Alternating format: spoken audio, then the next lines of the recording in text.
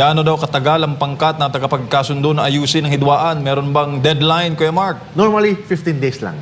So, dapat in 15 days, mag-settle na yung dalawa kung kayang isettle ng pangkat tagapagkasundo. Kung hindi kaya ang 15 days, pwedeng magkasundo ang parties na i-extend nila ng another 15 days. So, maximum is 30 days. So, 15 days, extendable for another 15 days. Basta ang importante, ang goal niyan is mapag-ayos ni barangay kapitan. Anong role ng kagawad?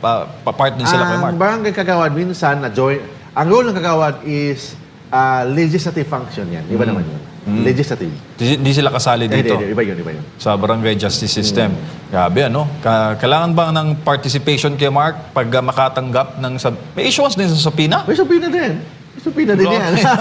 Grabe, din. ha? May Pwede subpoena. pala yun, ha? Para korte din yan. So, ang barangay can issue subpoena or invitation.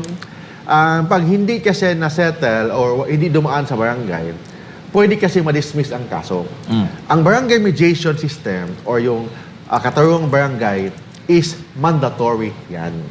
Kung hindi yan na-comply ang barangay, pag required yan kasi under siya ng jurisdiction ng barangay, tapos hindi na-comply yan, pwedeng ma-dismiss ang kaso. Kung nag-file ka ng kaso sa korte, diretso ka sa korte, hindi ka dumaan sa barangay, pwedeng ma-dismiss ang kaso on the ground of failure to comply the requirements of the law.